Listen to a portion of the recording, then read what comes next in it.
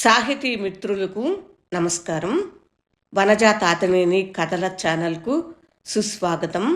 విభిన్న కథల సమాహారం వనజా తాతినేని. ఈరోజు నేను వినిపించబోతున్న కథ జాతర. రచన వనజా తాతినేని. ఈ కథ 1996లో వ్రాయబడింది. ఇది నా మొట్టమొదటి కథ. ఈ కథ వనజావనమాలి blogspot.comలో ఉంది. మీరందరూ చదవదలుచుకుంటే అక్కడ చదవగలరు. ఇప్పుడు కథ వినండి. జాతర. ఆ ఊరంతా కోలాహలంగా ఉంది. 4 ఏళ్లకు ఓసారి చేసుకునే పండుగ కాని పండుగ గ్రామదేవత ఆరేటమ్మ జాతర. పొద్దున్నే ఊరంతా పొంగళ్ళు పెట్టి మొక్కులు చెల్లించుకున్నారు. ఇంటి దగ్గర ఎవరి స్తోమతని బట్టి వారు కోడినో పొట్టేలునో కోసి విందు భోజనాలు చేసుకోవటం ఆనవాయితీ. ప్రతి ఇంటికి బంధువులు రాక పిండి వంటల గుమగుమలు పొలిమేర దాటి మరీ చెవులూరిస్తున్నాయి. మద్యాలకి మసాలా వాసనతో ఊరంతా గుమాయించేసింది.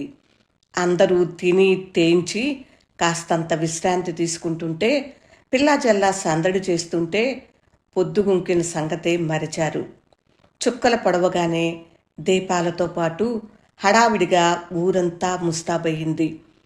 మసక సందేలా నాయుడి ఇంటి ముందు కారు ఆగింది.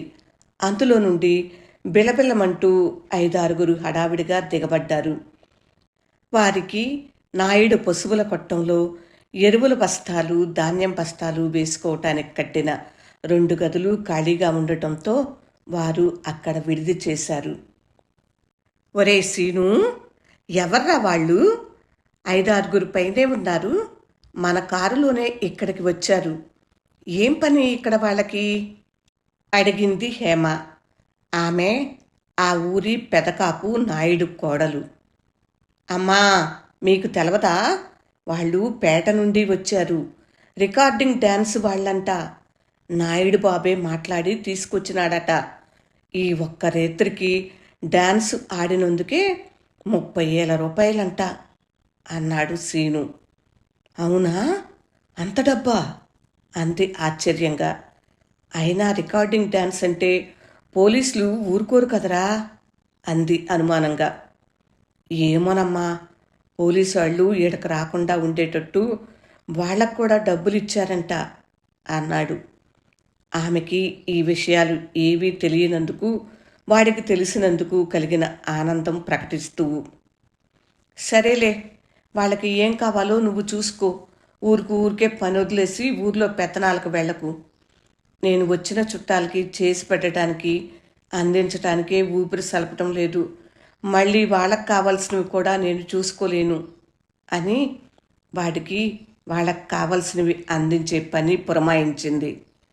కాసేపటికే శ్రీను వచ్చి, అమ్మా, వాళ్ళకి కాసిన పాలు కావాలటమ్మా అన్నాడు. ఇప్పుడే కదరా టీ పెట్టి పంపాను, మళ్ళీ పాలు ఏమిట్రా అడిగింది విసుగ్గా.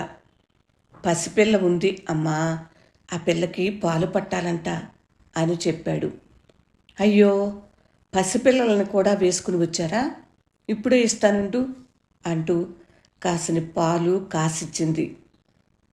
కాసేపటికి ఆరేటమ్మ గుడి దగ్గర సన్నాయి మేళం మొదలైంది. ఒరేయ్, త్వరగా పదండి, నాయుడు వచ్చినట్టు ఉన్నాడు. టెంకాయ కొట్టి తిరణాల మొదలెట్టేస్తారు. వెనకబడ్డామా మందు చుక్క కూడా మిగలదు అంటూ తొందరపడ్డారు కొందరు. డప్పుల మూతతో, కోలాటాల ఆటల చిందులతో జాతర మొదలైంది. ఆరేటమ్మ అలంకారం చాలా అందంగా ఉంది. ఒక ట్రాక్టర్ ట్రక్కులో వేదిక అమర్చి ఆ వేదిక చుట్టూ విద్యుత్ దీపాల అలంకరణతో పాటు రకరకాల పువ్వుల దండలతో చుట్టూరా అలంకారం చేసి అమ్మవారి ఉత్సవ విగ్రహానికి ఓ గజమాలను వేసి చూడటానికి 2 కళ్ళు చాలవన్నట్లు ఉంది. ఊరేగింపు అప్పుడే మొదలైంది. ముందుగా డప్పుల మూతతో చిందుల బృందం, తరువాత అమ్మవారి విగ్రహం ఉన్న ట్రాక్టర్, ఆ వెనుక మరొక ట్రాక్టర్ ట్రక్కులో జనరేటర్, ఆ వెనుక ఇంకో ట్రాక్టర్, అందులో చిలకలూరిపేట నుండి పిలిపించిన రికార్డింగ్ డ్యాన్స్ గ్రూప్.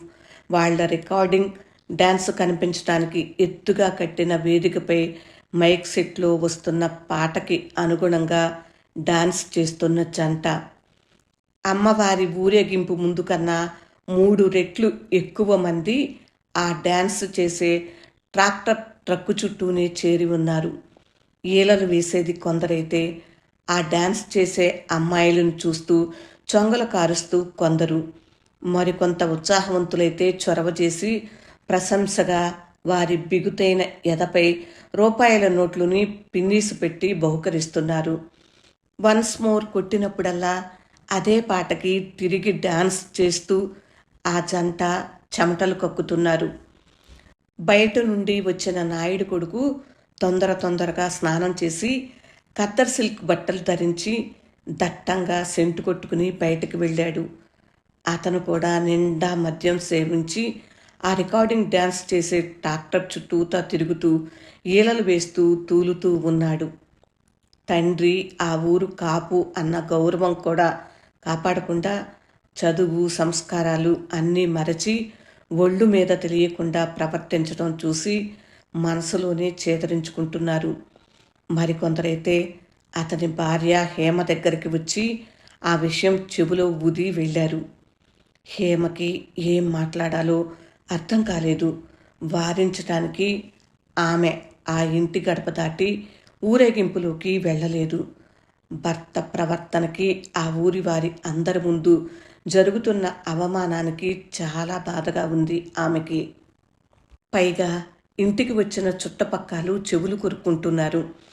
ఆమె ఆ మాటలు వినడాన్ని గమనించి ఏదో సరదాగా తిరుగుతున్నాడులే, ఆ మాత్రం దానికే తప్పు పట్టాలా, పోనీండర్రా అని సర్ది చెప్తుండటం చూసి హేమే పక్కకు వెళ్ళిపోయింది ఆ మాటలు విననట్లు.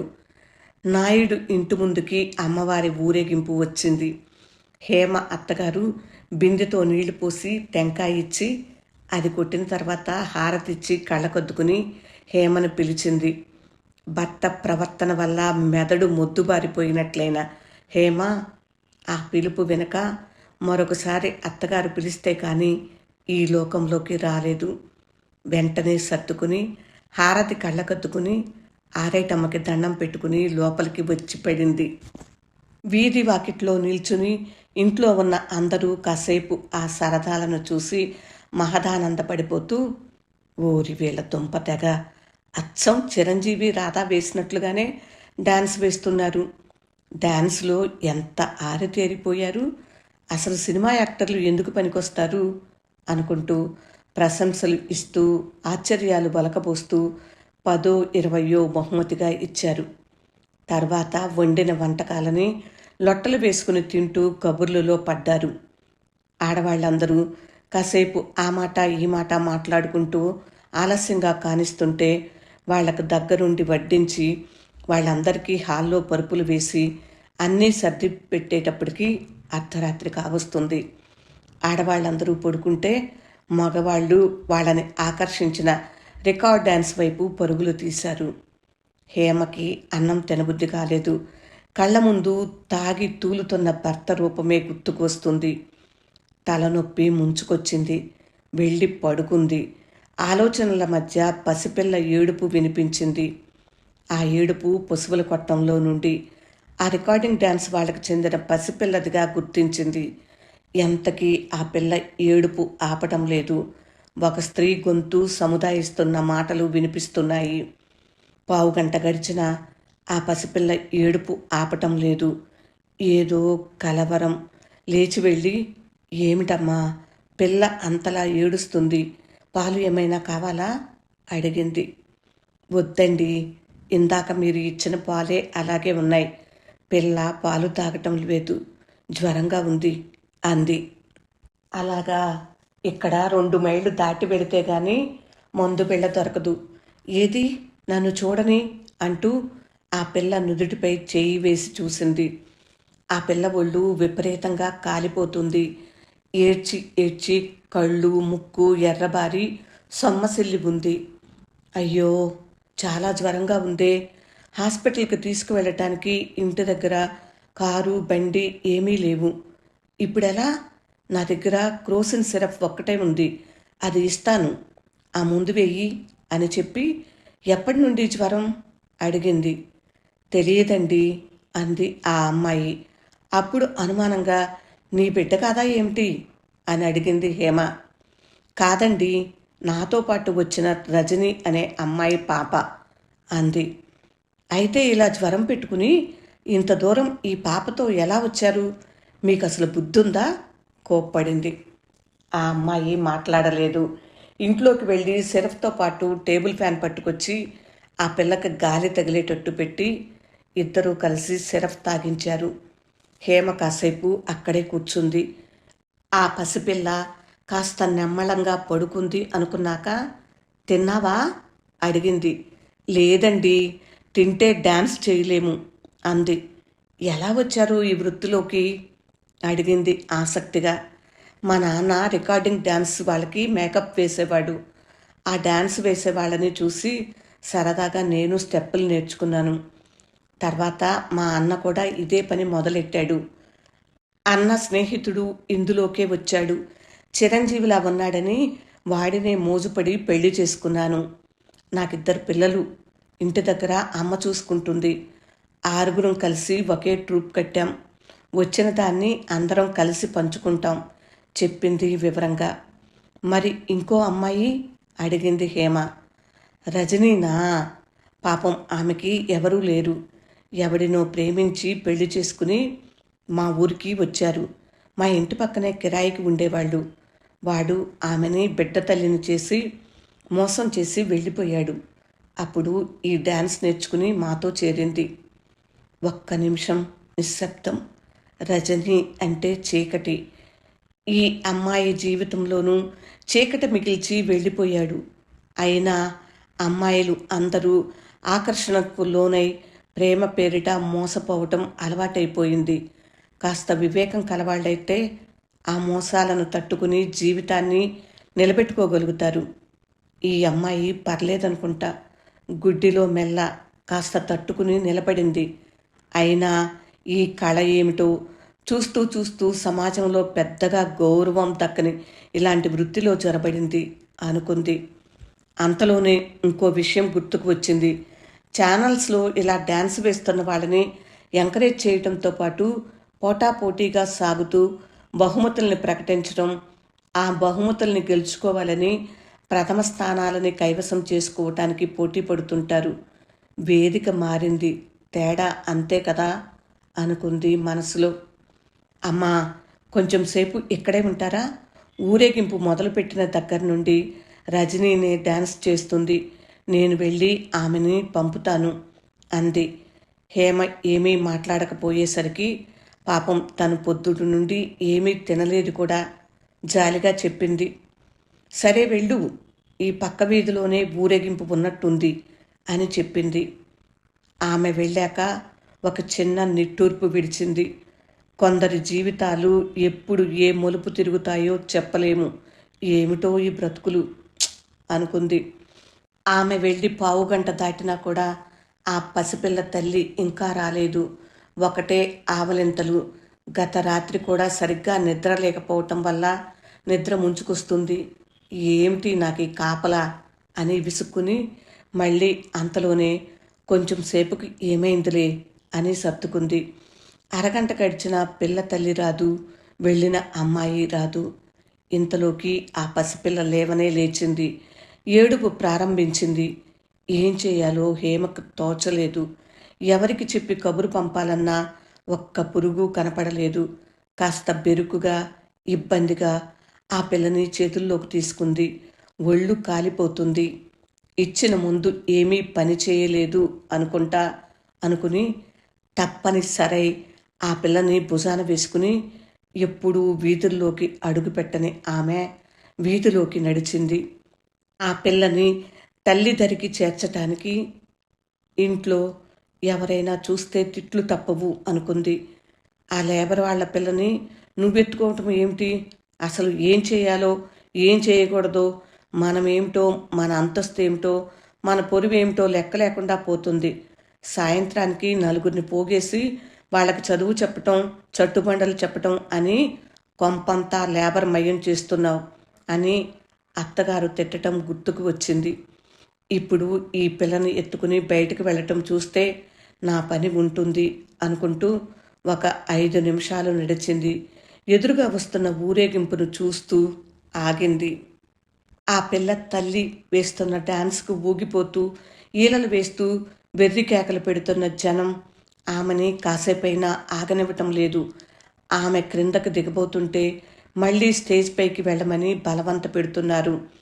హేమ భుజంపై ఉన్న పిల్ల గుక్క పెట్టి ఏడుస్తుంది.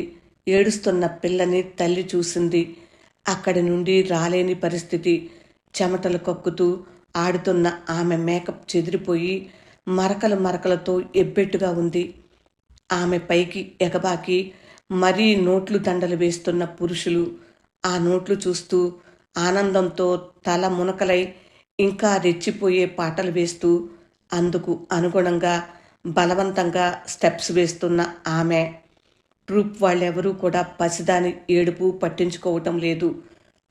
ఆ పసిదాని ఏడుపుకి ఆ పిల్ల తల్లి కళ్ళల్లో కన్నీటి కాలువలు చూసి తన హోదా మరచి గొప్పింటి కోడలు అన్న గౌరవం పక్కకు నెట్టి హేమ గబగబా మనుషులను తోసుకుని ముందుకెళ్ళి గట్టిగా అరిచింది. మీరసలు మనుషులేనా?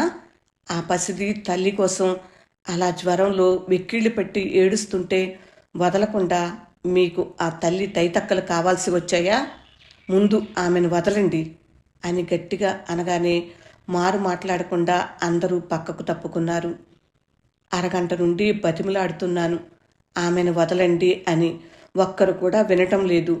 ఏం చేయాలో తెలియక అలాగే ఉన్నానండి, క్షమించండి అని ఆ అమ్మాయి స్టేజ్ ఎక్కుతూ కిందకి దిగి వచ్చి హేమ చేతిలో పిల్లను తీసుకుంది ఆ పిల్ల తల్లి. హేమ నడక మొదలెట్టింది. ఆమె వెనకాలే వస్తుంటే బుద్ధి లేదు, ఇంత జ్వరం పెట్టుకుని పిల్లనేసుకుని ఇక్కడికి వచ్చావు, ఆ పిల్లకి ఏమైనా అయితే అంది కోపంగా. ఆమె మాట్లాడలేదు. వాళ్ళు విడిది చేసిన గదుల దగ్గరికి వచ్చాక ఆ పసిదానికి మరోమారు సిరఫ్ తాగించేదాకా ఉండి ఆమెకి కాస్త పెరుగన్నం తెచ్చిచ్చి ఇక నేను వెళ్ళి పడుకుంటాను, తెల్లారగానే ముందు హాస్పిటల్కి తీసుకుని వెళ్ళు అని చెప్పి వచ్చేసింది హేమ. హేమ పడుకుంది కానీ నిద్ర రావటం లేదు. పక్క మీద అలాగే అస్థిమితంగా కదులుతూనే ఉంది. ఇక్కడ సౌకర్యాలు అంతే. ఆఖరికి ప్రాణాపాయం ముంచుకొచ్చినా వెళ్ళటానికి ఎలాంటి వాహన సౌకర్యమూ ఉండదు. నట్టడవిలో ఉన్నట్టుంటుంది. తన కొడుక్కి జ్వరం వచ్చినప్పుడు ఇలాగే బాధపడేది. అందుకేగా వాడిని తన చెల్లి దగ్గర ఉంచి ఇక్కడ ఒంటరిగా ఉండాల్సి వస్తుంది.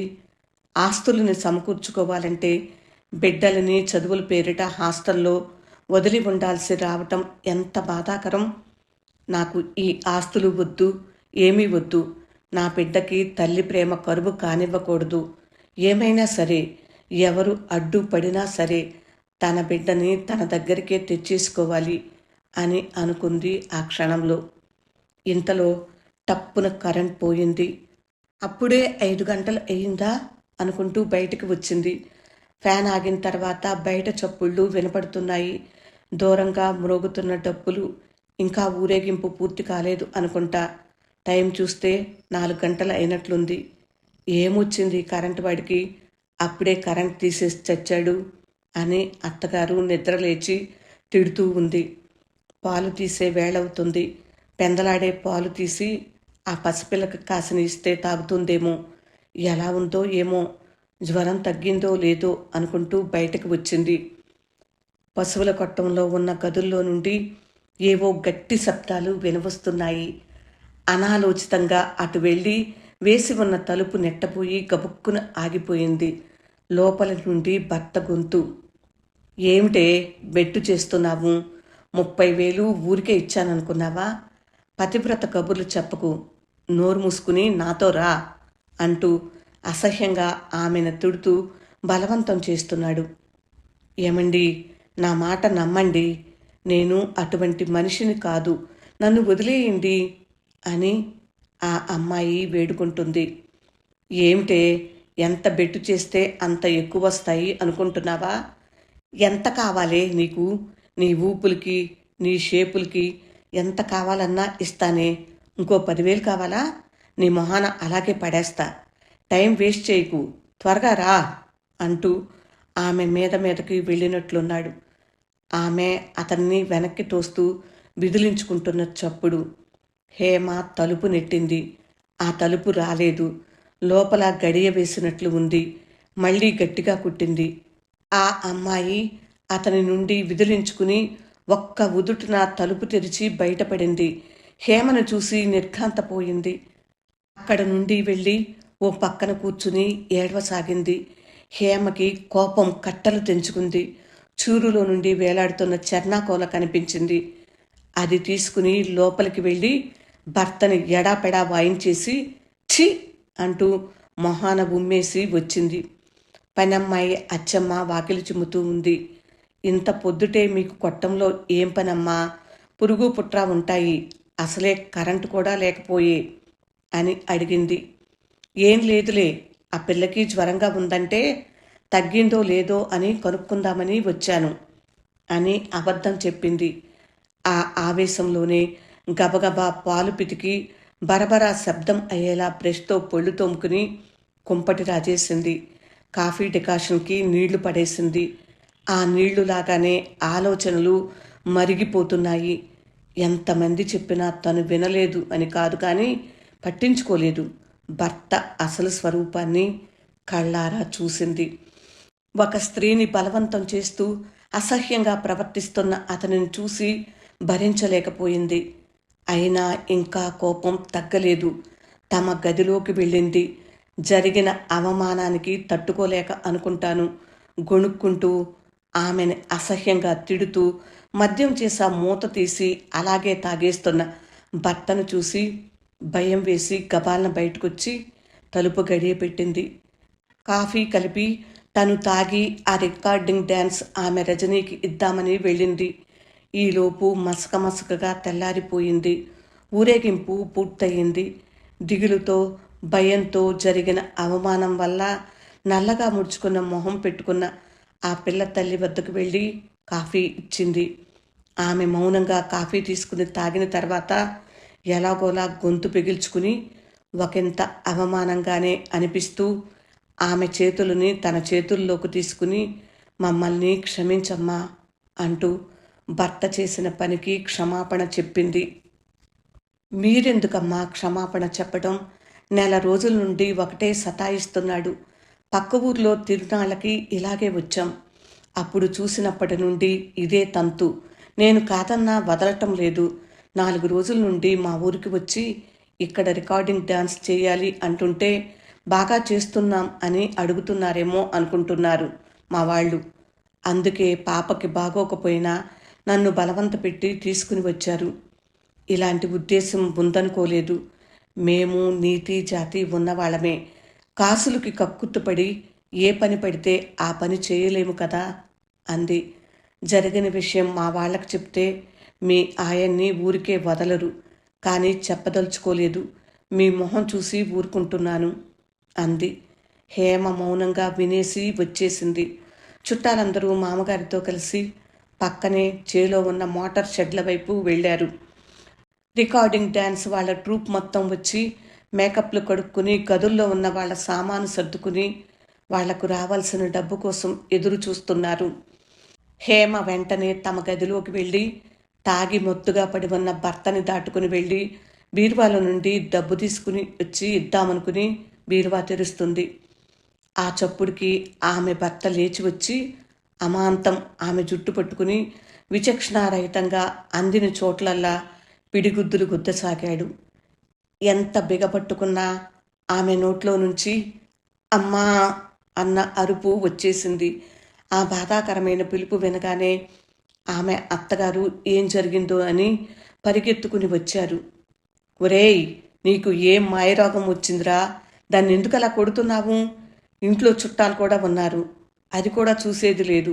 తప్పతాగి పరువు తీసింది చాలక దాన్ని గొడ్డును బాదినట్లు బాదుతున్నావు. వదులు అంటూ హేమను విడిపించే క్రమంలో ఆమెకి 2 దెబ్బలు తగిలాయి. ఉండండి అత్తయ్య, ఈయన ఒళ్ళు తెలియకుండా కనపడిన ఆడవాళ్ళందరిపైన అచ్చూసిన ఆంబోతులా పడుతుంటే మన కుటుంబం పరువు పోతుందే కాదు, ఈయన చేష్టలకి మనం ఉరివేసుకుని చచ్చే రోజు కూడా వస్తుంది. పెద్ద మనగాడిలా పెళ్ళాన్ని కొట్టడం కాదు, నిన్ను నడిబజారులోకి లాగి కొట్టకుండా చూసుకో. అయినా ఏమిటి నీకంత మదపు చేష్టలు? ఆడవాళ్ళంటే ఆట బొమ్మలా? నువ్వు ఇష్టపడగానే అందరూ నీకు లొంగిపోవాలా? నిన్ను ఇష్టపడిన వాళ్ళతో నువ్వు ఎక్కడన్నా ఊరేగు. నిన్ను ఇష్టపడని వారిని బలవంతం చేస్తే వాళ్ళ ఉసురు తగిలి చస్తావు. అదైనా తెలుసుకో.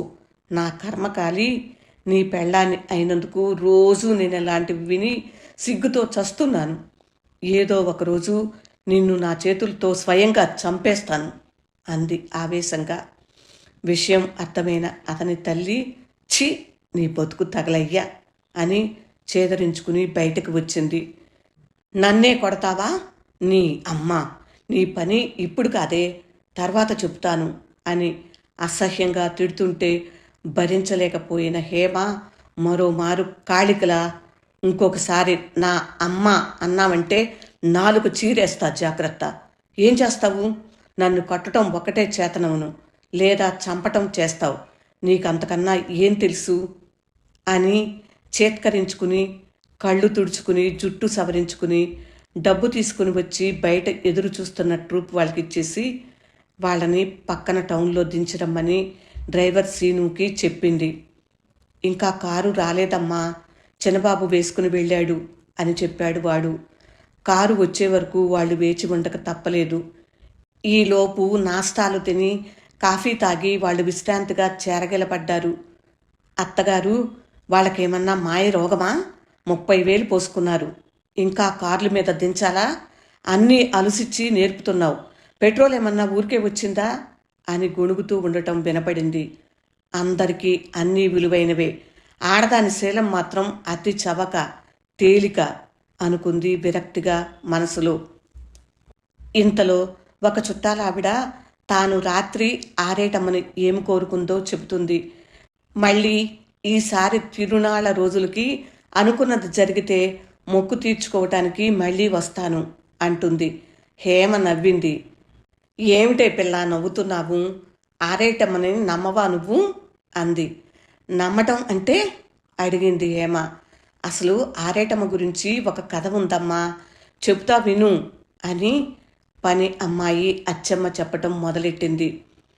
ఆరేటమ్మ గ్రామదేవత. ఆమెను కొలిస్తే పాడి పంట బాగా ఉంటాయట, పిల్లా పాప చల్లగా ఉంటారని నమ్ముతారు. ఒకరి నమ్మకాన్ని నేను కాదనలేను, కానీ ఒక మాట మాత్రం చెబుతుంటారు. ఆరేటమ్మ సత్యం కల తల్లి అట. ఒకరోజు ధాన్యపు కళ్ళెంలో కాపలా కాస్తున్న రెడ్డికి కనపడిందని చెప్తుంటారు. అర్ధరాత్రి సమయంలో ఆ రెడ్డికి చలివేసి చుట్ట వెలిగించుకోవాలనుకుని అగ్గిపెట్టె కోసం జేబు తడుముకుంటే అగ్గిపెట్టె లేదంట. అప్పుడు ఆరేటి, చుట్ట వెలిగించుకోవాలి, నిప్పు పట్టుకురా అన్నాడట. ఆ రెడ్డి మనుమరాల పేరు ఆరేటి. మనుమరాలను పిలిచినట్టు పిలిచాడు ఆయన. అలా యథాలాపంగా అనుకోగానే ఆ గ్రామదేవత ఆ రెడ్డి మనుమరాలి రూపంలో వచ్చి నిప్పు ఇచ్చి వెళ్ళిందంట. ఆ విషయం తలుచుకుని కథగా చెప్పుకుంటూ ఉంటారు. ఆరేటమ్మ గురించి అని చెప్పింది. అందరూ ఆసక్తిగా వింటున్నారు. అలాగే ఇంకో కథ చెబుతారు. అందమైన ఒక బ్రాహ్మణ స్త్రీ ఆదివారం పూట ఆరేటమ్మ గుడికి వచ్చి పొంగలు పెట్టి తిరిగి వెళ్ళేటప్పుడు ఒంటరిగా వెళ్ళటం గమనించిన 2 దొంగలు ఆమెను వెంబడించి ఆమె నగలు దోచుకుని ఆమెపై దురాగతం చేయబోతుంటే, ఆరేటి, నన్ను కాపాడమ్మా అని గట్టిగా కేకలు పెట్టగానే స్వయంగా ఆరేటమ్మ వచ్చి వాళ్ళని చంపి ఆమెను కాపాడినదట. అప్పటి నుండి ఒంటరిగా అయినా కూడా భయం లేకుండా ఆరేటి గుడికి వెళుతుంటారు. అది ఆరేటమ్మ గొప్పదనమమ్మా. అమ్మ పుట్టిల్లు బందరు అంట. అక్కడి నుండి నిన్న అమ్మకి పుట్టింటి సారి కూడా తెచ్చారు అని చెప్పుకొచ్చింది. అది కథే కావచ్చు, నమ్మకం కావచ్చు, కానీ ఆడది ఒక శక్తి స్వరూపిణి. చెడ్డ పనులు చేస్తే శిక్షించటానికి మాత్రం తయారుగా ఉంటుంది. మంచి వాళ్ళని కంటికి రెప్పలా కాపాడుతూ ఉంటుంది. అంతే కదమ్మా అంది హేమ వైపు చూస్తూ అచ్చమ్మ. హేమకి అర్థమైంది జరిగిన విషయం అచ్చమ్మకి తెలుసు అని. అందుకే కదా జాతర చేస్తారు అంది నర్మగర్భంగా. అవునమ్మా, రాత్రి కూడా జాతర బాగా జరిగింది కదా అంది అచ్చమ్మ. ఊరూరా గ్రామదేవత ఊరి వాళ్ళందరినీ బాగా కాచి ఉంటుందో లేదో తెలియదు, కానీ మీ హేమమ్మ లాంటి వారు ఉంటే చాలమ్మా, అందరూ బాగుంటారు అంది రజని కృతజ్ఞతగా. అవునమ్మా, మా హేమమ్మ పేరే కాదు మనసు బంగారమే అంది అచ్చమ్మ. ఓ గంట తర్వాత కారు రాగానే వాళ్ళందరూ కారెక్కుతూ ఉండగా ఆడవాళ్ళిద్దరూ వచ్చి హేమ చేతులు పట్టుకుని కళ్ళనీళ్లతో కృతజ్ఞతలు చెబుతూ వెళ్ళొస్తామమ్మా అంటుంటే హేమకి కన్నీళ్లు వచ్చాయి. ఎందుకో తెలియదు. జాతర కథ విన్నారు కదా ఫ్రెండ్స్. ఈ కథ నేను మొట్టమొదటిసారిగా రాసిన కథ. అప్పట్లో కొన్ని పత్రికలకు పంపించాను. నిడివి ఎక్కువగా ఉందని 2-3 పత్రికలు తిరస్కరించాయి. ఆ రచనా ప్రతిని జాగ్రత్త పరిచాను. తరువాత 2001 లేదా 2002 సంవత్సరంలో విజయవాడ ఆకాశవాణి కేంద్రం వనితావాణి కార్యక్రమంలో ఈ కథానికని వినిపించారు. ఇదండి నా మొట్టమొదటి కథ గురించిన విశేషాలు, ప్రచురణ విషయాలు. ఈ కథ మీకు నచ్చిందా ఫ్రెండ్స్? నచ్చినట్లయితే లైక్ చేయండి, ఇంకా మీ ఫ్రెండ్స్కి బంధువులకి షేర్ చేయండి. అలాగే నా ఛానల్ సబ్స్క్రైబ్ చేయనట్లయితే సబ్స్క్రైబ్ చేయండి. కథ పూర్తిగా విన్నందుకు హృదయపూర్వక ధన్యవాదాలు. మళ్ళీ మరొక మంచి కథతో మీ ముందుకు వచ్చేస్తాను. అప్పటి వరకు సెలవు మరి. నమస్తే. విభిన్న కథల సమాహారం వనజ తాతినేని. వింటూనే ఉండండి. నమస్తే.